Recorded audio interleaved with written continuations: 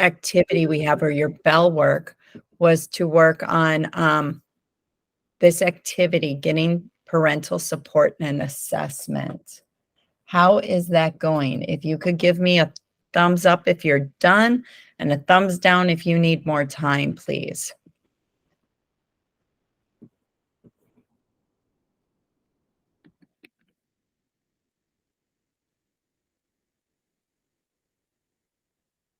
Okay. Thank you for the feedback. I really appreciate it.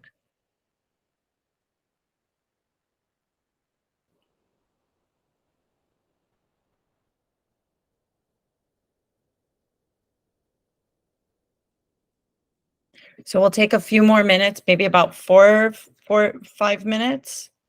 That work? Just throw that thumbs up when you finish.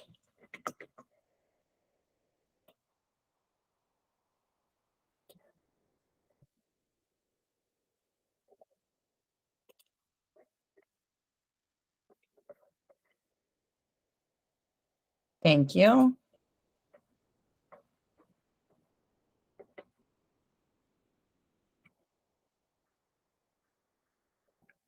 So if you're just joining back, we're completing the bell work, which is page 1. I'm sorry, it's not module 8 anymore. It is the getting parental support self-assessment. I will reshare the slides with you in the chat box. And then when you're done with your self-assessment, if you could just give me a thumbs up with your emoji icons, please. Thank you, Janet.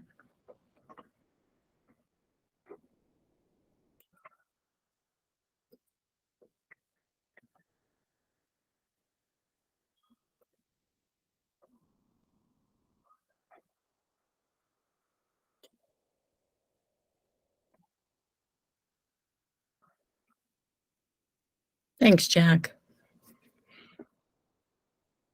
The assessment is if you, Emily, if you open up the slide links.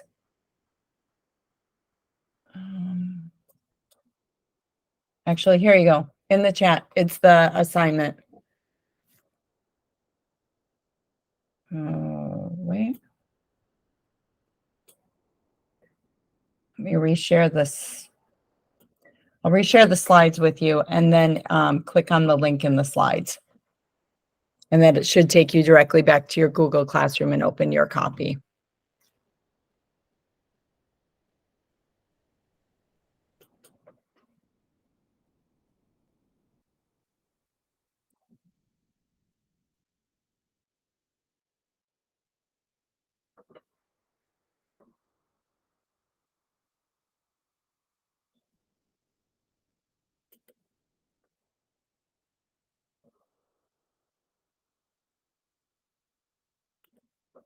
And this is what you will be looking at in a moment. So you'll have a home and school communication, and there are 10 bullets here that how often do you do these things? Send home positive notes to parents at the beginning of the school year. Often, sometimes, or no.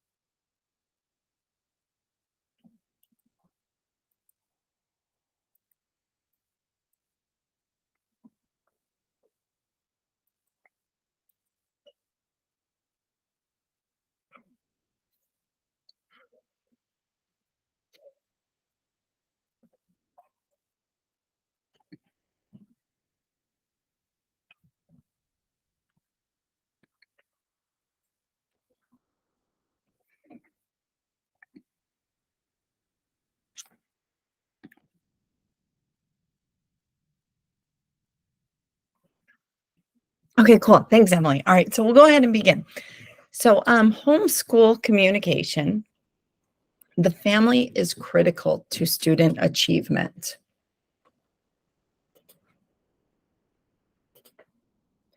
Would somebody read what research tells us about parental involvement, please? I'll I do it. can read. Go, go, Oh, go for it, Melanie.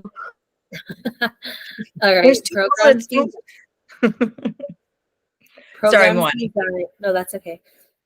Programs designed with components of strong parent involvement produced students who performed better than identical programs that did not have strong parent involvement. Schools that relate well to their communities have student bodies that outperform other schools.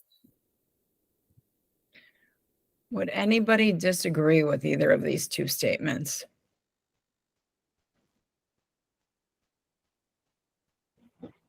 Okay. And how about these two statements?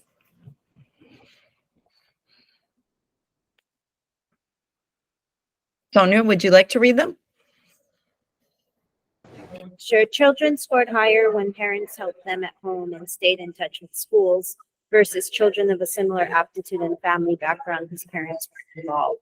Schools where children are failing improve dramatically when parents are called into help. Great. Thank you both so much for reading. Does anybody disagree with these statements? Okay. So I think we can all agree with these statements. We know the stronger parental support we have, the more successful our students are. So this section is about how do we really get those parents, how do we get more support in our classrooms from those parents. So we're going to do some reading to look at different ways and explore different ways of gaining parental support in our classroom. So the way this is going to work is it's going to be the first round of breakout rooms. So I'm going to give you all this stuff ahead of time real quick. So in the first breakout room, everybody is going to be reading in your breakout room first time. Everybody's going to be reading the same article. Then we're going to shift you around, and then there's going to be a representative from the 3 different articles, and you're all going to share. Okay. Then when we come back to large group, you'll have the option of the 3 different slides, and you're going to put some key information on one of the slides. Okay. So if one slide you pick first already has lots of information, go to a different slide. This is what this is going to look like. So if you are in breakout room 1 or 5, you are going to read pages 77 and 78. You guys are going to talk about it. You're going to skim it and then do a quick talk about it. If you're in breakout room 2 and 4, you're going to read pages 79 and 80. 5 keys to successful parent-teacher communication. If you are in breakout room 3 and the main room, remember main room is you're just in this meeting, you're going to read pages 81 to 83. And that's building parent-teacher relations. So those rooms are just reading those articles. I'll give you guys about 10 minutes to discuss it. We're going to rearrange you again. And then in your new room, there's going to be representatives from Article 1, Article 2, and Article 3. Then you're going to share out your key points about those articles. You have about 7 minutes to do that. Then you're going to all come back to the main room. And our first article was tips for effective parent and teacher communication. You will click on one of these boxes down here, one of these bubbles. And let me get out of it. You'll click on one of these bubbles, drag your bubble. It's like a Google Jamboard. And then you'll just type right in here. I like Jamboards. I think they're really cool, but it's sometimes another place where I have to go find the information. I like all my information really close, right at my fingertips. So then you can type on this right there. Your second article is 2 slides down, 5 keys to successful parent-teacher communication. And the third article is two more slides down. My apologies. Building parent-teacher relationships. Okay. So after you've done your second mix of discussion where you've got all 3 articles now, you'll come back here, you'll add your conversation bubbles or your thought bubbles, and then we'll come back together and discuss them a little bit more. Questions or clarification on anything I just gave you? Because I kind of just gave you a lot of stuff.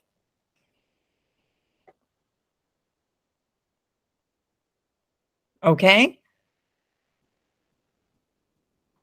All right. So this time, when you get an invite to a breakout room, please join. And remember, the people in your breakout room, you're all reading the same article. Everybody's doing the same article. And the article you're reading is on slide 5. So follow your breakout room and slide 5. And we'll mix you up in 10 minutes. You'll be invited to a new breakout room.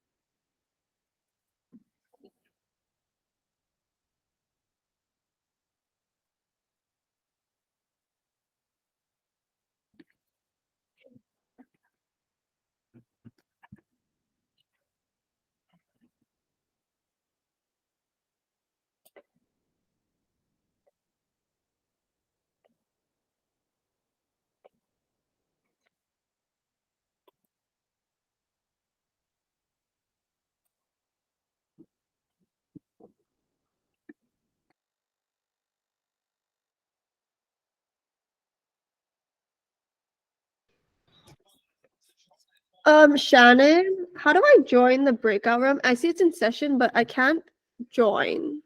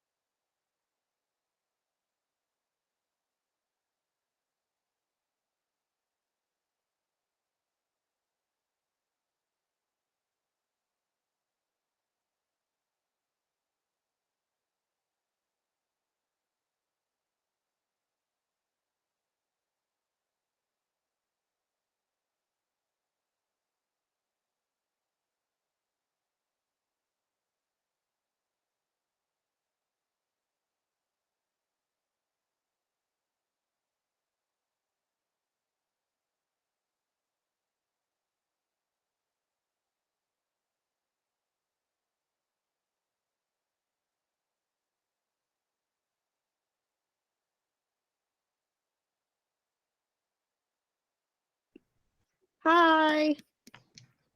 Hi there. I was part of So- the last reading. Okay, the third article. Yeah. All About right. building parent teacher relationship. Is that what it's called? Yeah. Hold on, let me go back to it. Which one did you read? Mine was the number 1, tips for effective parent-teacher communication. Okay. Uh Mine just talked about the student benefits, teacher benefits, and also parent benefits to why good communication is important for students and just different types of strategies like newsletters, um, phone calls, meetings, directing them to the what's it called? Your school website. So a variety of strategies, and then just being consistent, following through with it. And then like it might be intimidating, especially for new students, but when you keep, or not new students, new teachers, but when you keep at it, it'll be beneficial in the long run. That's just a quick skim. Did anybody else do that one?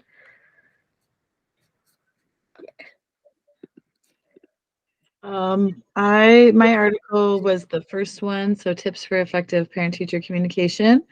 And it was broken down into 5 parts. The first one was building trust, and really highlighted like getting to know the parents on a personal level, even just trying to find some like common interests, and then also sharing a little bit about yourself, because it's like if you're like really sort of aloof and like secretive about like who you are as a person, it's harder for then the parent to feel a sense of trust. So you don't need to overshare and like divulge all sorts of personal information, but find out if maybe there's a similar hobby, or like I'll try to tell like stories sometimes, like, oh, when my kid was in kindergarten, because they went to the same school. I mean, I'm not trying to share, or compare their kid to my kid, but just like, this is kind of who I am. I'm also a parent and part of our community.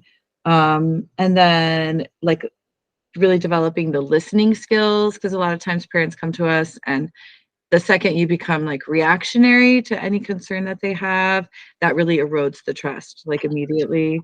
And so oftentimes when they come to us, it might be due to like a miscommunication or a misunderstanding if they have a concern, but just to take the time to listen and, let them know that you really hear them without becoming reactionary or defensive right away.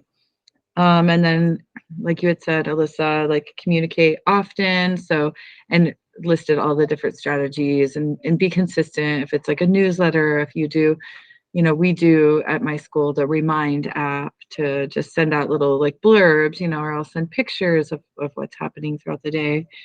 And then, incorporate in like some of those phone calls and make sure that they're happening kind of early and often before things get, before you're having to call for maybe a disciplinary reason. And document every communication. That was the 4th point. So just to kind of cover yourself in case anything ever comes back, like you could say, oh, I did make a phone call, or I had sent this email, if there's a kind of an ongoing concern. And then the last one was, even when like you're not going to click with everyone, like even you do make your best effort, and people are people, and at the end of the day, you might not get along with everyone, but fake it when necessary. So just always show that common like courtesy and kindness. And, sometimes it helps just to get through that period with them. It's hard as a teacher not to take it personally because you're like, oh my God, they don't like me, but I'm in charge of their kid, So like I think that, especially as this is my 2nd year, so I'm just like trying to separate of like, okay, don't like that, you can't make everybody happy or like you or whatever, right? Yeah. Sometimes, I mean, we don't want to kind of go down the road of too much like negative. That was another article, I think, like I saw something about the sort of the faculty room talk, but that can be validating too. Like I had a parent last year who was so very challenging, and like I did my best, you know, to just like be to understand she's trying to advocate for her child. She's like off track, but she's coming from this place. And then the child moved on to first grade, and I had the first grade teacher come to me like without a prior conversation and say, do you have any tips on how to deal with this parent? So I was like, oh, it's not just me, you know, like it wasn't me saying anything wrong. But you're right. Yeah, don't take it, try not to take it personally, and try to learn from, you know, I do try to be reflective and say, huh, what could I have done different? And then at the end of the day, you can't control other people's reactions.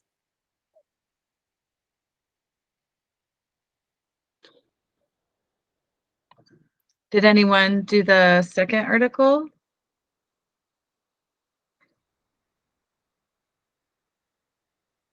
Sorry, I thought I heard first art or your article. I did the same one as you, Emily. Oh, Sorry. okay. Sorry.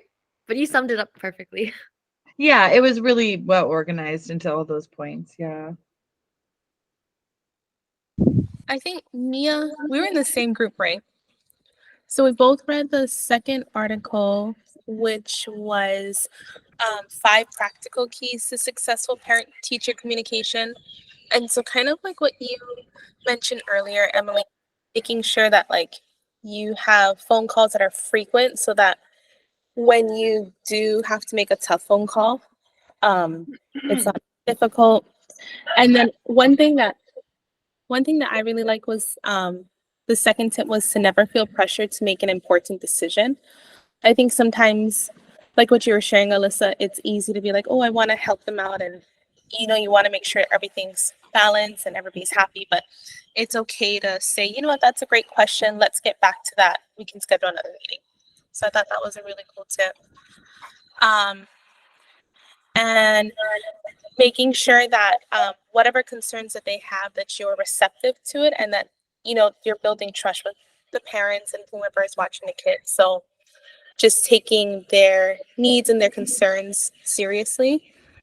And then if they do share something with you, or if you have to bring up a concern with them, have strategies that you're implementing. So you're not just presenting a problem, you have something to pair it with. And yeah. Mia, you want to add anything to that? I think you did a great job. Yeah, the one that resonated with me also was the not feeling pressure to give them answers right away. That you say you can get more information and take time to consider something before. So, thanks. What did you guys think of that activity? Was it a little No, I enjoyed it. I mean, I felt like the readings, you know, like I did kind of skim through the others as well, but there was a lot of kind of like overlap because obviously the strategies for the partnerships are gonna, you know, there's common themes throughout, but I think it kind of helped us glean, sort of take all the highlights from it. Cool. All right, good. It oh yeah, that's how I felt too, Cash. I felt like so Christy was like, okay, what can I do to help you? I'm like, well, I gotta make all these breakout rooms and round robin these guys or jigsaw them. And so I'm writing all your names down on my little sheet of paper here, trying to move, and then Christy's moving you into rooms. So it was definitely like, I was like, oh my gosh, this was COVID teaching completely. All right. So what I'd like you guys to do right now is I'm going to get out of this presentation for it. Please pick one of the slides of the articles and type something that resonated with you that you found important on one of them. There's plenty of us here, so we should be able to walk away. If everybody does one, we should walk away with at least maybe 8 to 10 per article.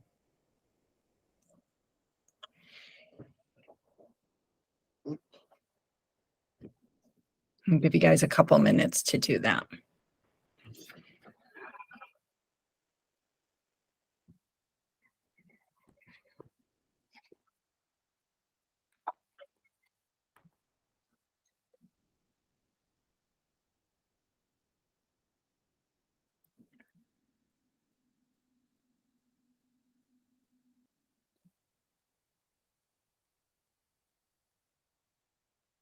And while you guys are typing, I'm just going to let you know it's 11:45 right now. I think we should be out of here no later than 12:30. I'm hoping before, if that works for everybody. Are we okay plowing through till that and just getting our stuff done? Okay. I mean, we can stay till 2 if you want. Oh, whoa, whoa. Okay. I see all the hands. We're good. We're good.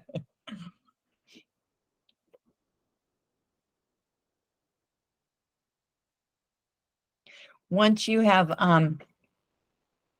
finished typing yours, why don't you guys go ahead and look around at some of the others?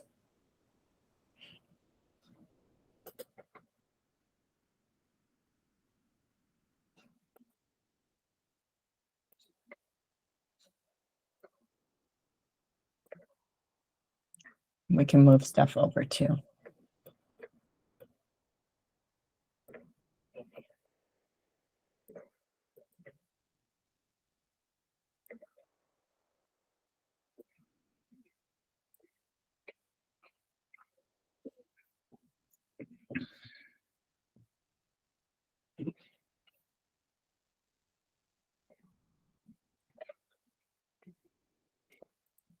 Okay, and then for the sake of time, I'm just going to try to. There we go. On the odd number slides, just after what you were typing on, these were the things that we as facilitators, we thought, well, these were kind of the highlights out of this. Out of each of those articles.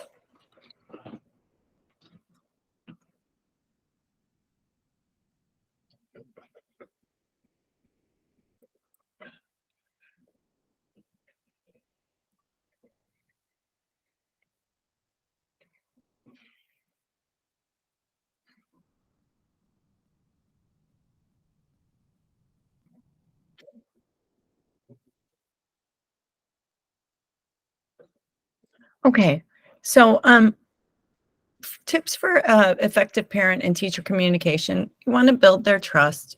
Definitely want to listen to parents. They know their child best. Communicate with them often. And I cannot reiterate this enough. Document everything. I document anytime I make a phone call, I document it. I've got a little notepad next to my telephone where I'll quick scribble the notes down on it, and then I'll go back and enter it into a Google form. That way I have that documentation. I prefer to send emails because it's already a paper trail that way. And if it comes down to it, fake it when necessary. Put that smile on and just smile through it and know that it will be over. Okay. Then we have, be sure that you'll explain with them how you'll keep in touch and be realistic. I mean, if a parent wants you, to send home a note every day, I mean, is that realistic for you? For me, it's not.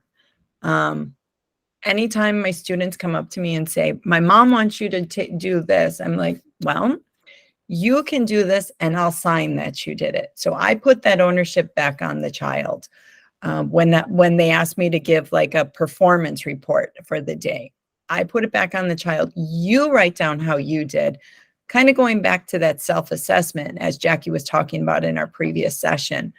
How do you think you did today? And then I'll agree or disagree, and then I'll sign it off, and that can be the way I communicate with your parents. Never feel pressured to make an important decision, whether it be like something that they want you to agree to, whether it be parents or administration. Make an important decision about an evaluation, an assessment, anything during a parent conference. If you need time to think about it, that's what you're entitled to say, you know what? I'll take that into consideration. let me think about it, and I will communicate with you and my administrator if that's an option. If you're in parent meetings, bring somebody with you. You are entitled, same with an administrator meeting. If you're entitled, if you have a meeting, bring somebody with you. When presenting concerns to parent, have a list of what you've already tried to do. I think sometimes where some of the frustration occurs for us as teachers, if it go like whether it's with parents or whether it's with the rewards and consequences and the rules, we've tried things in our classroom already. We've already been doing interventions. We've already been trying strategies. We've already been trying to work with the child, different techniques. You know, this isn't the first time this has happened with the child.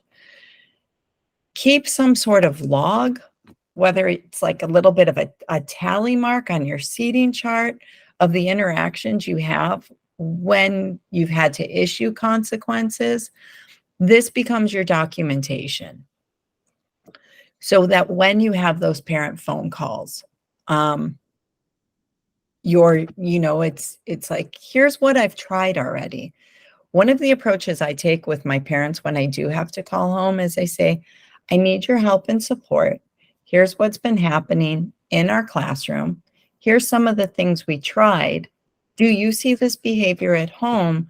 And if you do, what works in modifying that behavior at home? So I just straight up ask the parents for support and tell them we're part of this team process. 9 times out of 10, the parents are like, this is what I try at home. This is how he responds. This is the best way to handle it. And I'll try it and hopefully it works. If not, I'll try something else. Okay.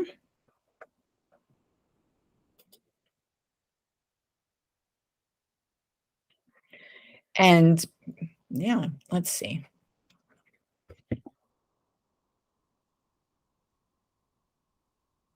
Okay, so you guys have had the opportunity to finish typing in. These are some great things. Don't communicate only negatively. Yes, absolutely. Communicate more positively than negatively.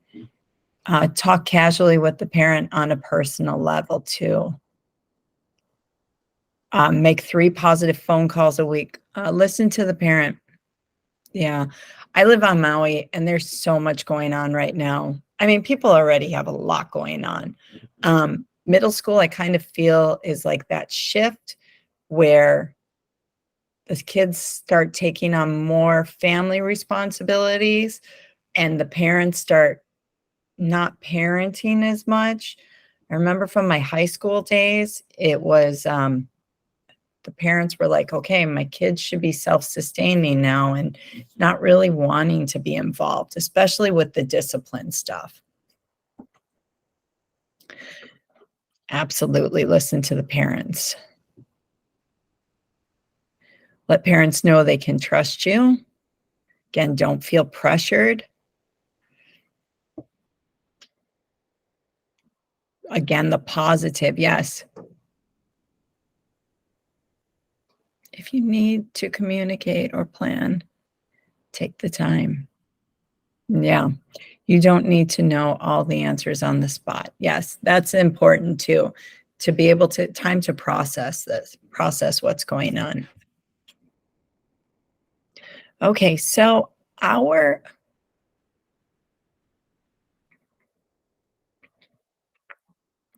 last activity is going to discuss roadblocks. So what's going on the parent side of things? How do we get more involvement from the parents? So some of our roadblocks are pressures on families, families feeling unvalued or unwelcomed. Christy, can I ask you to set up 4 random rooms, including the main room, please? Grade level does not matter. Sorry, I forgot to do that. 4 rooms. Thank you. 4 total. Gotcha. So pressure on families, there's a lot of extenuating circumstances, a lot going on with families. Families feel undervalued or unwelcomed. Families not knowing how to contribute. And language and cultural barriers. So we're going to explore more of those 4 roadblocks. What you're going to do on this activity is you're going to be divided into 4 groups. Each group is going to take 1 roadblock. And you'll see on your roadblock the room you're assigned. So your room will be assigned, and then you find the slide to match your room.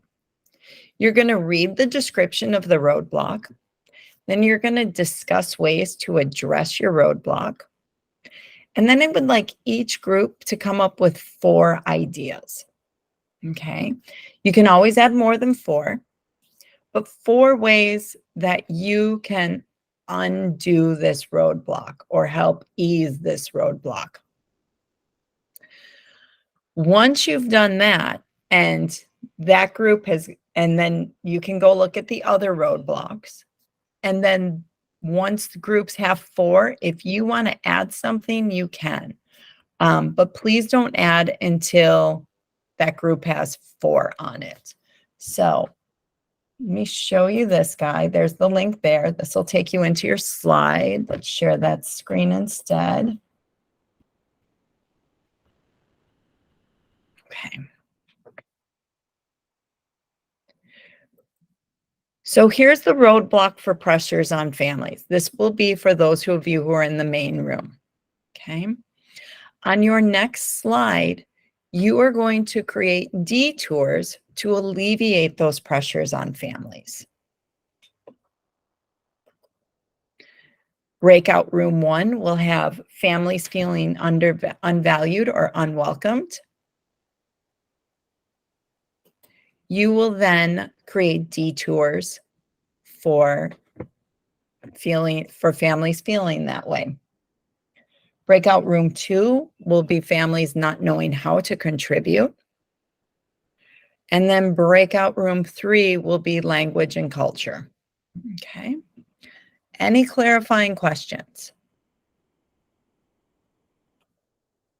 So first thing you're going to do in your breakout room is you're going to read your slide. You're going to get to your slide that corresponds to your breakout room. Then you're going to read the roadblock. Then you're going to discuss and come up with 4 roadblocks or 4 detours to alleviate those roadblocks. And we will have 10 minutes to do this. Is that enough? Think so? We'll check in at 10 minutes and we'll come back together at 10 minutes and we'll go from there. Okay? Christy, whenever you're ready, if there's no questions.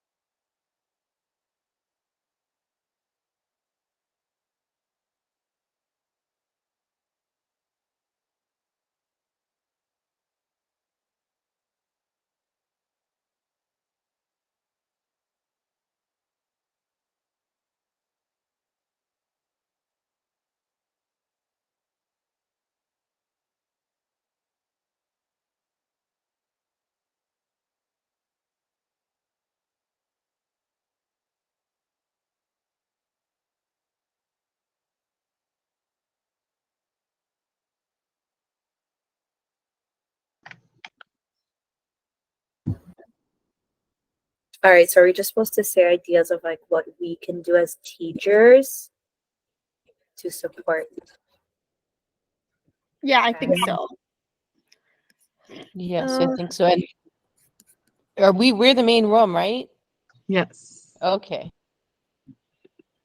So pressures on families is our roadblock, and it really kind of focuses on the time, like is one of the main pressures, like lack of time. And oftentimes, parents, they want to be involved, they want to contribute more, but there might be like barriers, like the schedules don't align, their work schedules interfere with their ability to be involved. I think something that I thought about is like continuing to make them feel a part of whatever you're doing in the classroom. So like that goes back to like parent communication, right? Maybe if you had some event like pictures of their kid or I don't know, a little blurb or recap of what you did for that event or classroom activity or something to continue to make them feel like they're still a part of what their child is doing. So when they go home, they can talk to the child about what they did at school. That's one thing that I thought of. I We think could that's a good also be, idea. oh, sorry, go ahead. We could also be more accommodating with meeting times. So like IEP meetings or just parent-teacher conference. If it doesn't fit in with the norm of regular meeting times, we could try to make adjustments. Yeah, and I think also offering like phone call meetings or virtual meetings instead of just in person. I'm just typing them in. Our school out in Calmville, we had we had a very successful it was on a Saturday, and it was called Ola'a Day, Family Day, and it was at our school, and different community vendors came, and it was a huge success. So that could be possible, but it took a lot of involvement, time, but we pulled it off. So then that was on a Saturday. Families did come and enjoy, and it was cool to see, the students with their families and stuff. Nice.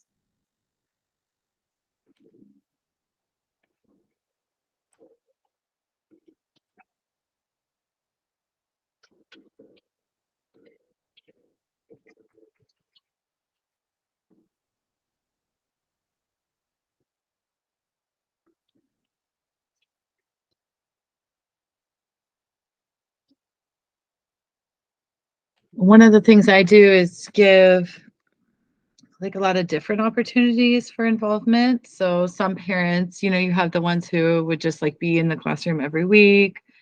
You have others who say, I work, but like I can make something or I can do a service. We do like we have the kids use like rags to like clean, the tables and stuff like that after we eat. And so I have someone who does laundry every Friday, which is a huge help, just anything like that, or like, contribute if they have surplus of fruit growing on their properties, bring in some bananas or whatever. So like try to give them a lot of different ways that they can support the classroom than just time.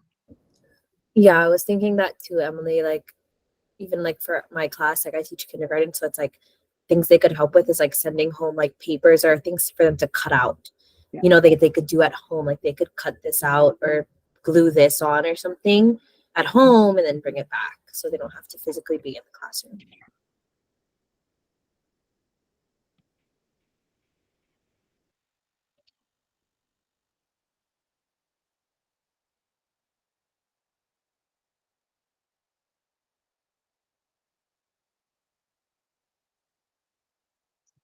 I like that.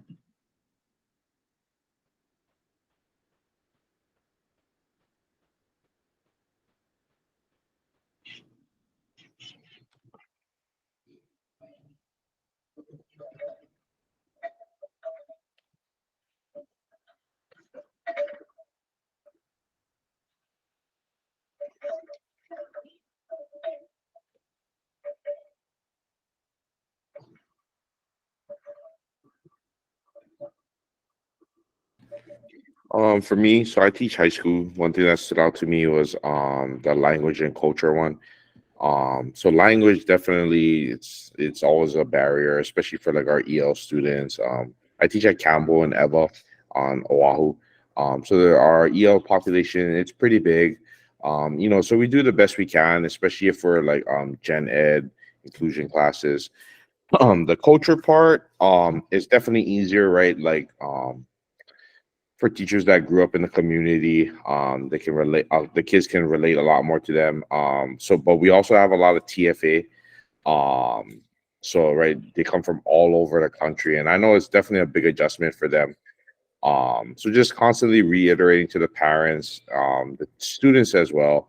We're all like Shanna was saying earlier, we're all in this together. Just to try and get the best opportunity for our students. Easier said than done. But yeah.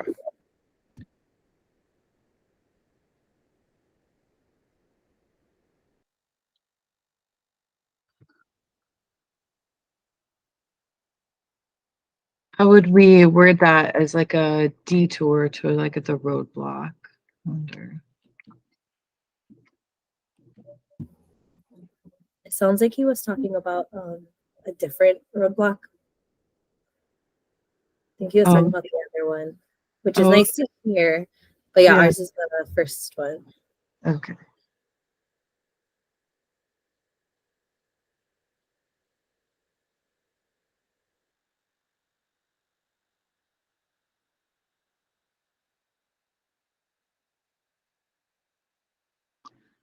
I wonder, like pressures on families. Another thing, like I know,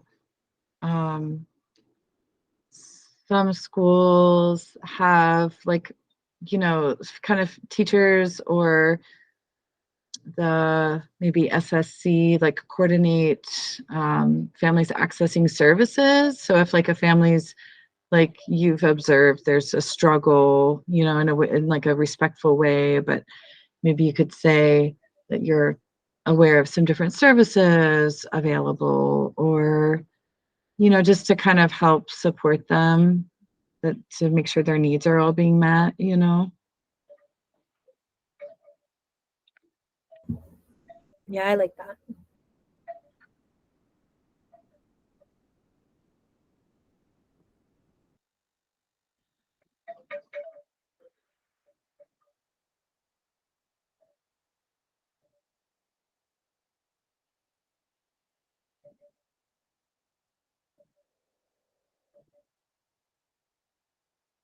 I haven't had to do it much, but I know like in our orientation, they always share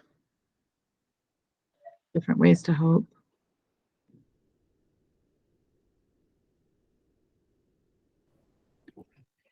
Okay, so welcome back, everybody. Hope you guys had enough time to complete your detours for your parent roadblocks. We're going to be doing right now what's called a sticker voting. So this is one of these did you knows. So sticker voting, these are the generic directions. You'll have many colored stickers and you'll place those stickers at the chart, and you get to select 2 suggestions that you think are best for you to implement. So you take your 2 stickers and you put 1 sticker by your first choice and another sticker by your second choice. So what's going to happen is you guys are going to do that on all the slides you were all just working on. So we will come up to here, the main room. Let me share my screen, sorry. So on the top of each of your workable slides were a bunch of stars. They're not just there for pretty decoration. You get to click on one of those stars and you get to drag it to the point you thought resonated with you and that you're willing to try. Okay. So I'm going to give you guys 4 minutes to complete this. Go through the slides, quick review them, and do some sticker voting. And if I'm going too fast, please tell me to slow down and I will. Shannon, sticker voting for what we want to try or what we already do? what you want to try, something new. Thank you.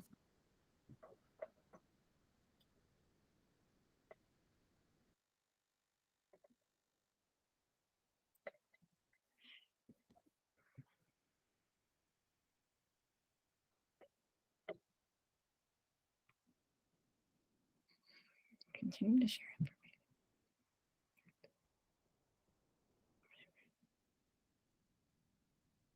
And sorry, Shannon, how many stars should I place? 2.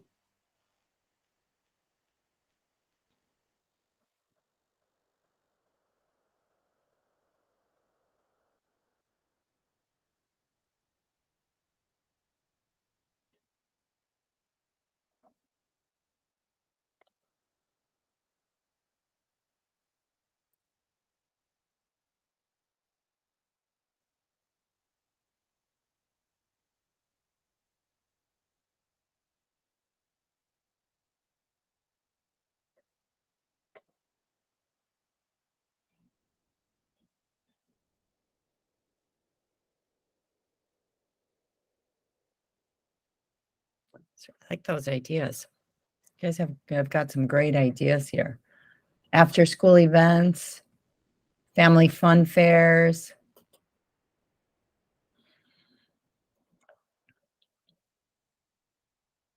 And also remember, if there was something you wanted to add, feel free to add another bullet point too. If there's something that you personally do that works for you, feel free to add it. Send home flyers.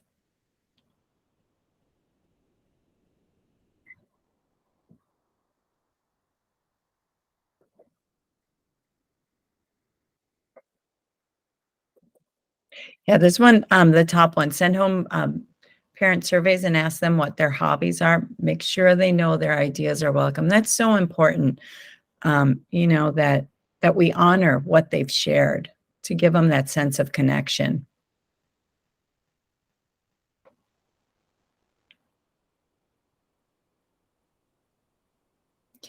Google Translate is hugely helpful.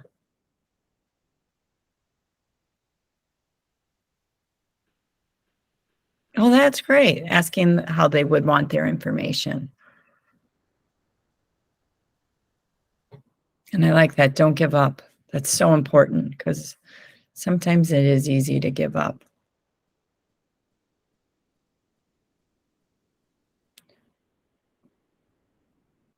Great suggestions.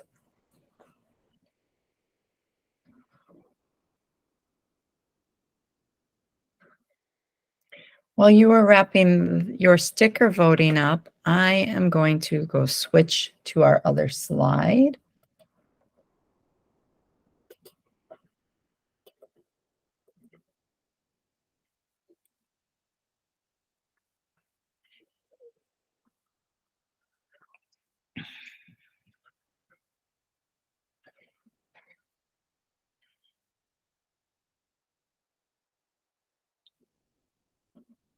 And when you are back with us on the Google Meet, if you could just give me some sort of a reaction, please.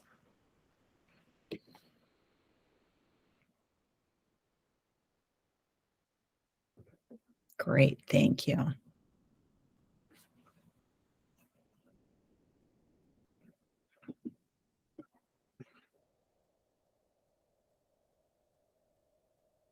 Excellent. Okay, so one of our Did You Knows, it's a little hard to do it on the online, but we've been trying to pair you into breakout rooms to apply this strategy. So this strategy permits all students to participate in the discussion rather than only a few students participating in a whole class-wide discussion.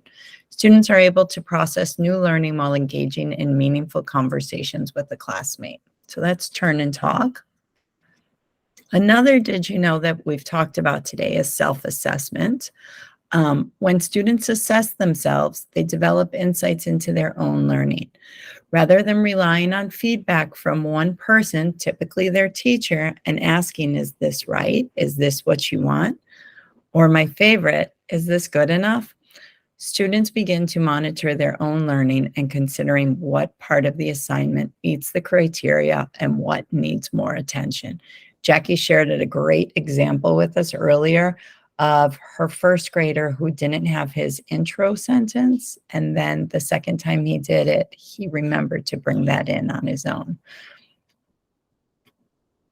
Sticker voting. This strategy enables teachers to involve all students in the question and answer process.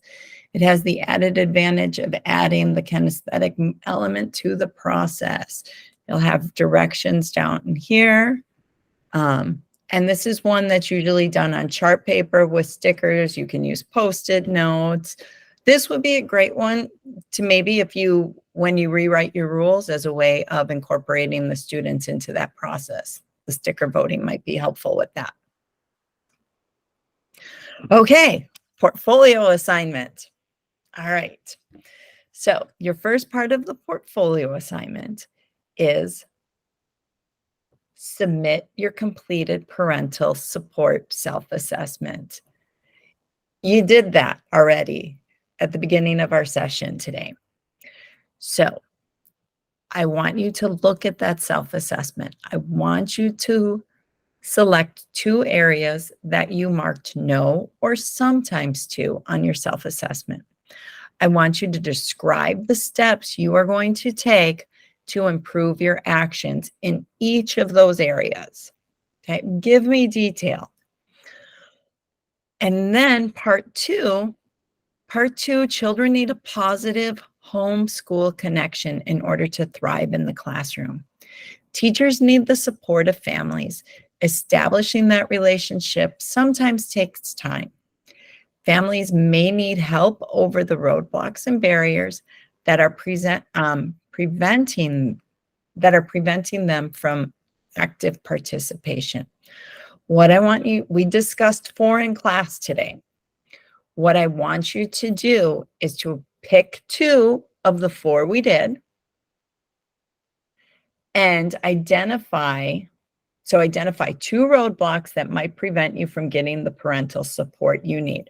So what that means is out of these 4,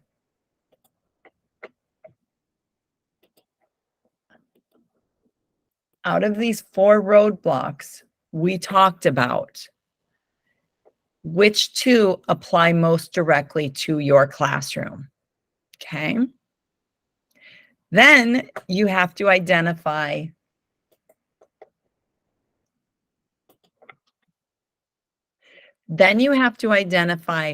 at least 3 ways you might be able to remedy that roadblock, each of those roadblocks. So what are the detours? Oh, hey, guys, we did all this for you. So you guys did this. You guys just did a collaborative portfolio entry. So you pick 2 of these detours that are affecting your practice right now and identify at least 3 strategies that could help create a detour. Okay, so 2 of the roadblocks and 3 detours for each. That's your portfolio entry for this. Go back here. Questions on the portfolio assignment?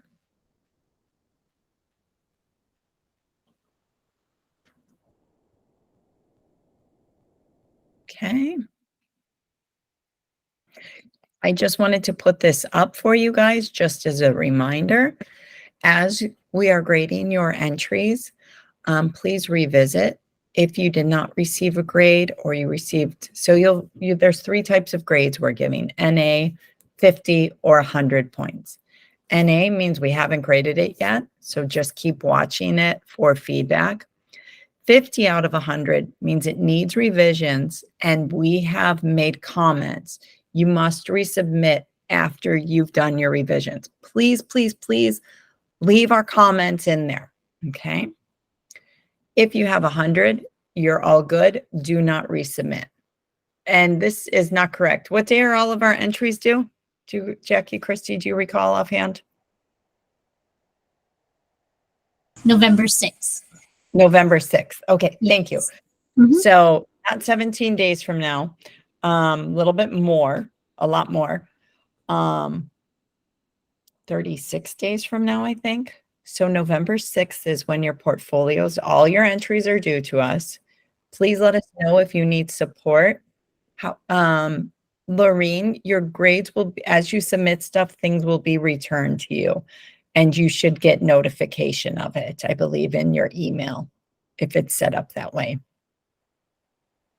And then just as a little recap for the portfolio selection from PDE3, there's 32 participants in this class, which means we will have 4 portfolios randomly selected.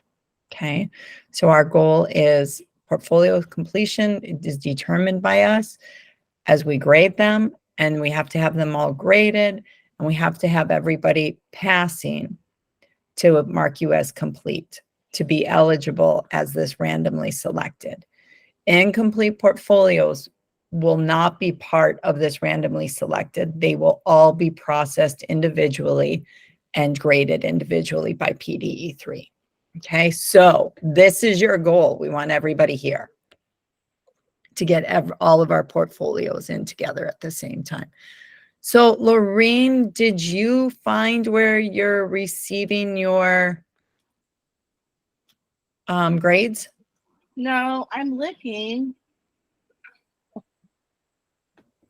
I'm on the classwork. I'm confused where to look. Under my work, maybe? My work. Your work. And we can help you with that too, also at. Oh, no, I got it. But I have a Got it? question Okay. I want to ask you after everyone leaves. Okay, so Wednesday, October 11th is our optional check-in. If you need support, you have clarifying questions, you can always email us, but we will have a live session open for an hour, about an hour, to support you guys if you need it. Then Saturday, October 21st at 9 a.m., we will be covering sponge activities, bell work, communication styles, and we'll also be talking about the final reflection. And then as Jackie just told us, that your portfolio is due Monday, November 6th. Christy just put a comment in there under the resource tab in the Google Classroom. There is an overview for reflections and how to write captions. Okay. Jackie, Christy, anything else? We should just randomly talk for 9 minutes so we keep them to the 12:30, like I said. No, I'm sorry, they can go. Whoever wants to stay on, though, please stay back if you have further questions. And yeah. Yes. Thank you guys. Have a much needed, restful fall break and take care. Thank you. We'll see you soon. Well, I had a question. You can stay on, yes. I couldn't upload my picture of my classroom layout, so I emailed it to somebody. I didn't know if you got it or not. Because for some reason, when I was trying to attach it on my paper I was supposed to turn in, it wasn't working. And so then I found a way to email it to you. So I don't know what to do, if I got credit or not for that. Well,